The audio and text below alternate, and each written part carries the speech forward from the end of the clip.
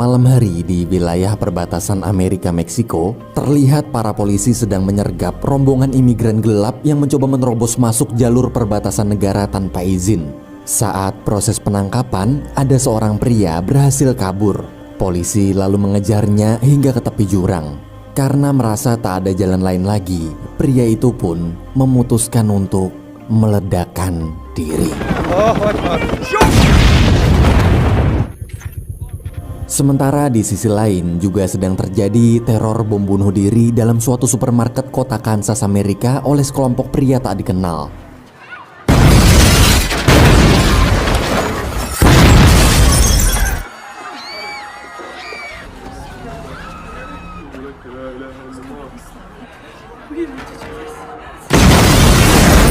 Akibat ledakan bom tersebut, banyak warga Amerika tewas. Semenjak peristiwa itu, Menteri Pertahanan mengatakan bahwa dia berjanji tak akan membiarkan teror ini terjadi lagi. Dan dia juga berencana mengerahkan seluruh kekuatan militer Amerika Serikat demi melindungi warga dari serangan teroris. Beberapa waktu kemudian, tim khusus ditugaskan menangkap seorang pria bernama Bashir. Menurut dugaan, dialah yang telah membantu menyelundupkan para teroris sebelumnya.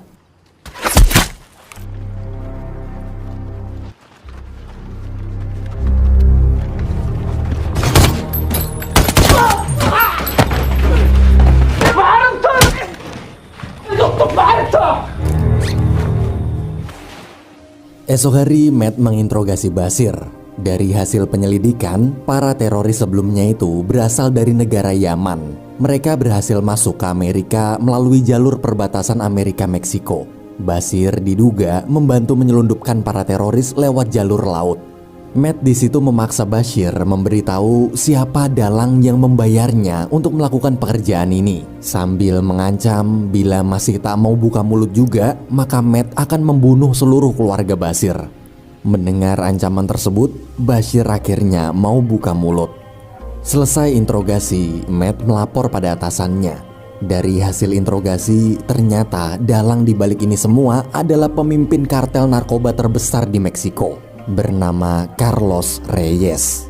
Dia sengaja menyelundupkan teroris ke Amerika hanya demi kepentingan politik bisnisnya. Setelah memberi laporan, Matt kemudian pergi menemui Menteri Pertahanan serta para petinggi CIA. Di sana terlihat mereka semua sedang membicarakan tentang bagaimana cara menangkap para kartel narkoba yang menjadi dalang teror bom bunuh diri di Amerika. Dari hasil diskusi, pemerintah berencana menetapkan status pada para kartel narkoba itu menjadi teroris. Ketika diminta menjelaskan apa rencana Matt pun mengatakan kalau dia akan membuat dua kartel narkoba terbesar di Meksiko, yaitu kartel Carlos Reyes dan kartel Matamoras, agar saling berperang satu sama lain. Ia ingin mengadu domba mereka dengan cara menculik putri Carlos Reyes lalu membuat seolah-olah kartel Matamoras-lah pelakunya. Mendengar ide gila Matt itu, semua langsung terdiam. Menteri Pertahanan serta para jenderal kemudian menyetujui rencana Matt. Syaratnya, Matt harus menjalankan misi ini tanpa bantuan militer Amerika Serikat. Mereka tak ingin nama Amerika tercoreng jika sampai media dunia tahu bahwa Amerika lah dalang dibalik semua rencana adu domba kotor ini. Matt lalu menemui pemilik perusahaan militer swasta. Ia ke sana untuk memintanya mensuplai persenjataan serta anggota pasukan terlatih selama menjalankan misi. Dengan budget misi sebesar ratusan juta dolar, mereka berdua pun sepakat. Malam hari, Matt pergi menemui Alejandro untuk mengajaknya bergabung dalam misi ini. Tanpa banyak basa-basi, Matt di situ hanya menyebutkan satu nama, yaitu Carlos Reyes. Mendengar nama tersebut, seketika Alejandro langsung setuju bergabung karena bos kartel narkoba yang ia bunuh sebelumnya ternyata bukanlah bos tertinggi. Ia masih belum puas bila dendamnya pada pemimpin tertinggi kartel narkoba yang sudah membunuh anak serta istrinya itu belum terbayarkan. Keesokan harinya, Matt dan Alejandro mulai bergerak. Sebagai langkah awal dalam memicu peperangan antara dua kartel besar, Matt memerintahkan Alejandro membunuh pengacara hukum kepercayaan kartel Matamoras.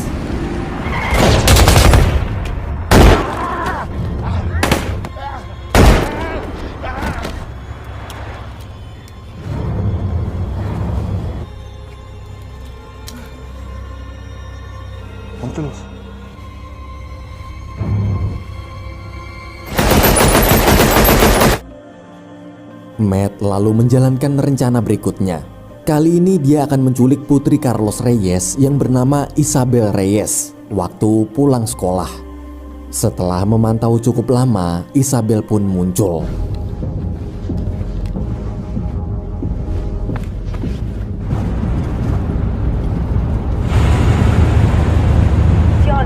No tengo señal. Chequea tu celular.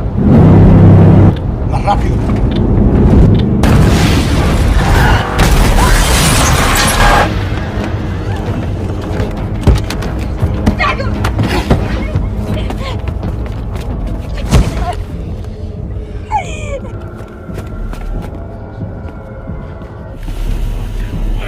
El Carlos Reyes, cartel de Matamoros. Selesai menculik Isabel, Matt pergi ke markas untuk melacak lokasi keberadaan Carlos Reyes, sementara Alejandro membawa Isabel ke tempat persembunyian.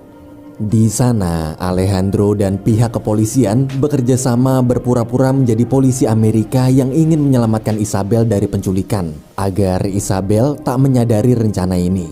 Saat persiapan selesai, Alejandro serta para polisi pun memulai sandiwara penyelamatan Isabel.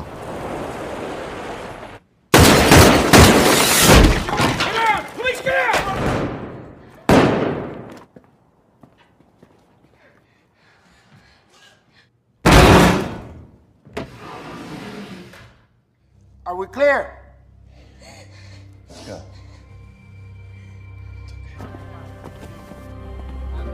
Setelah semua sandiwara dilakukan, Alejandro segera membawa Isabel ke markas.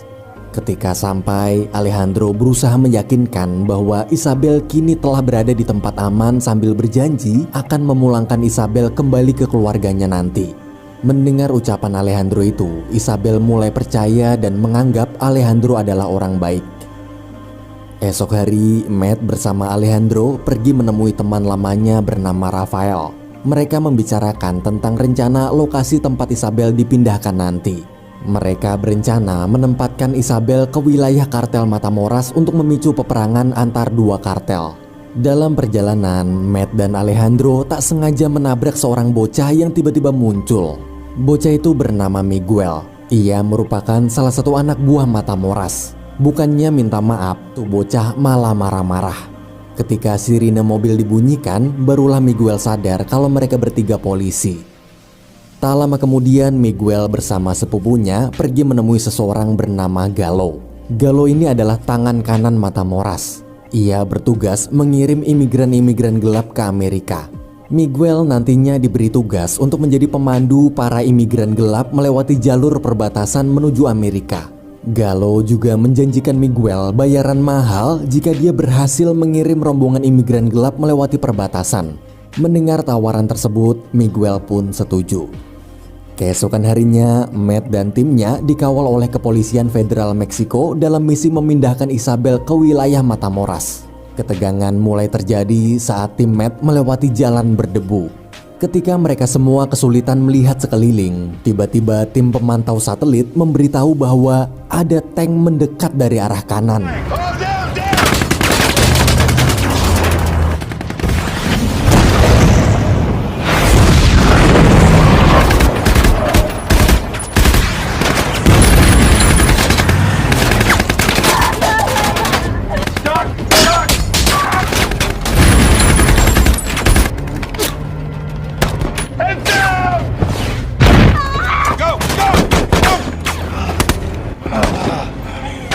Di tengah baku tembak dalam mobil, Isabel sangat ketakutan karena ini pertama kalinya Isabel berada di tengah-tengah pertempuran.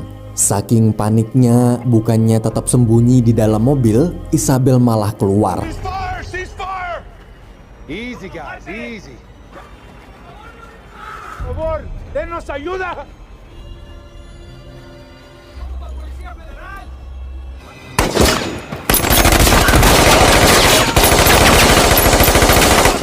Setelah dirasa aman, Matt pun kembali ke mobil. Namun dia kaget melihat Isabel tak ada di dalam. Merasa sudah tak ada waktu lagi, Matt lalu membagi timnya menjadi dua. Ia memerintahkan Alejandro mencari Isabel, sedangkan Matt dan yang lainnya akan mengalihkan perhatian musuh. Di padang gurun, terlihat Isabel berjalan sendirian sambil bernyanyi. Mengapa semua menangis? Biasalah. Ketika sampai jalan raya, Isabel bertemu salah satu anak buah Matamoras. Ia di situ berusaha sekuat tenaga melarikan diri tapi tetap tertangkap. Beruntung Alejandro menolongnya tepat waktu. Di sisi lain, saat sampai markas, Matt kaget mendengar kabar bahwa Menteri Pertahanan telah membatalkan misi. Misi dibatalkan karena Matt tadi membunuh para polisi federal Meksiko di perbatasan. Dia takut kejadian itu justru bisa mencoreng nama Amerika dan memicu peperangan antar negara dengan Meksiko. Matt begitu kecewa.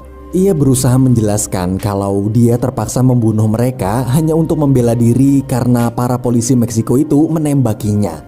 Sayang, alasan Matt tetap tak diterima. Mau nggak mau, Matt terpaksa harus patuh pada perintah. Alejandro dan Isabel akhirnya menemukan sebuah rumah terpencil lalu meminta pada si pemilik rumah agar diizinkan beristirahat di sana.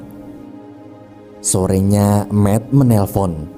Dengan sangat menyesal, ia mengabarkan sekarang misi telah dibatalkan. Matt pun memerintahkan Alejandro membunuh Isabel agar tak ada saksi mata yang tahu tentang misi ini. Namun Alejandro menolak perintah.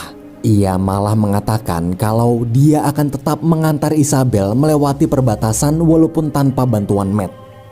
Malam hari waktu Alejandro sedang berusaha menyembunyikan senjatanya, Isabel datang.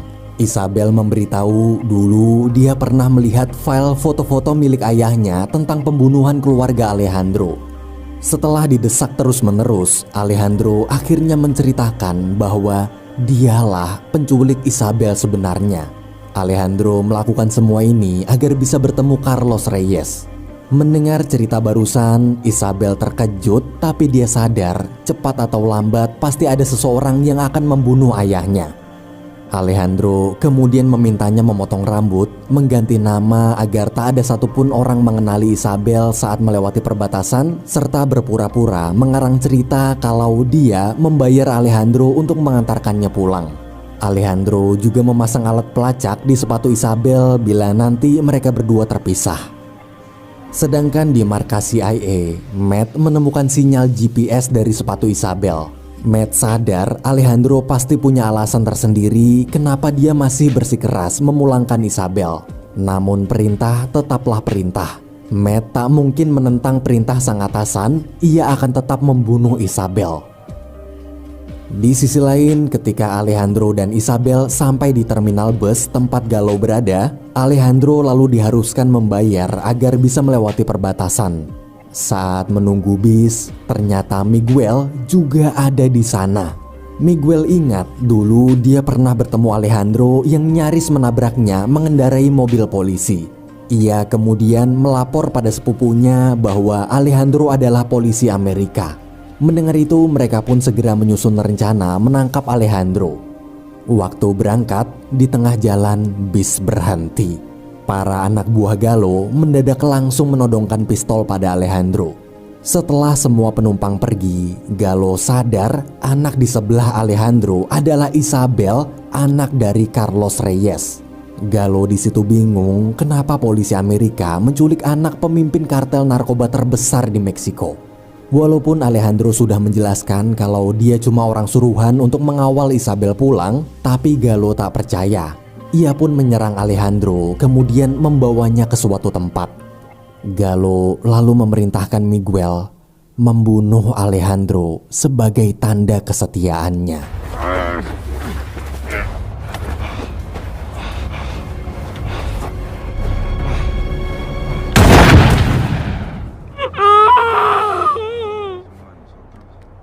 ¡Sicarios!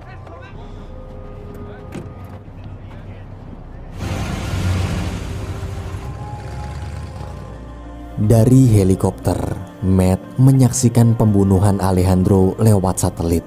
Melihat sang sahabat tewas, Matt merasa begitu sedih.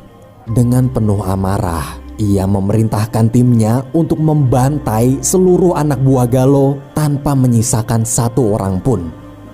Sementara rombongan Gallo melanjutkan perjalanan mereka. Waktu anak buah Gallo lain asik bercanda, Miguel hanya terdiam.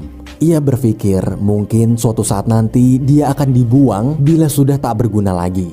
Di tengah perjalanan, Miguel nekat melompat dari mobil lalu pergi dari sana. Tak lama kemudian, helikopter tim Matt akhirnya berhasil mengejar Gallo serta para anak buahnya.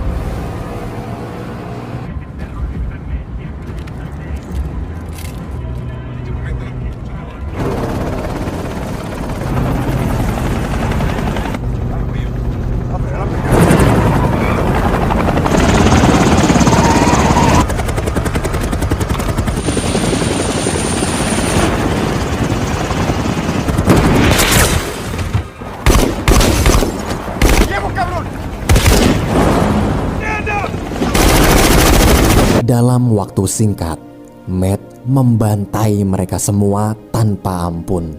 Matt kemudian memutuskan membawa Isabel pergi. Ia berencana memasukkan Isabel ke daftar perlindungan saksi. Nantinya Isabel akan mendapat identitas serta keluarga baru.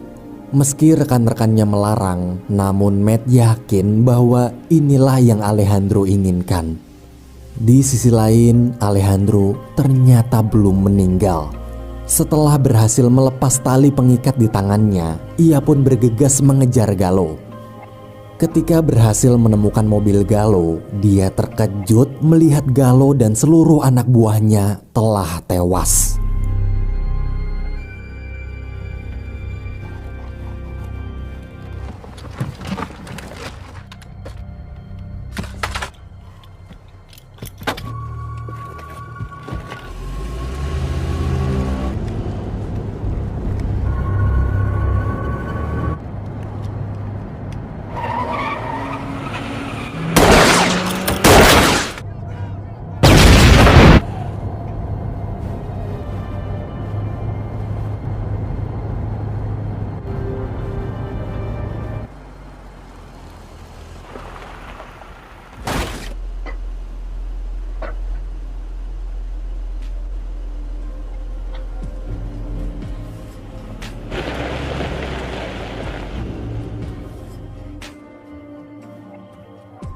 Satu tahun berlalu, terlihat Miguel sedang berjalan santai menuju suatu restoran. Saat membuka pintu dapur, dia kaget melihat pria yang dulu dia tembak kini masih hidup tepat di depan kedua matanya. Alejandro lalu menyapa bocah itu, kemudian bertanya apakah Miguel mau menjadi seorang pembunuh bayaran sama sepertinya. Bila tak tertarik, Miguel boleh keluar. Tapi bila tertarik, maka Alejandro akan mengajarkannya semua hal tentang bagaimana cara menjadi pembunuh. Film pun berakhir.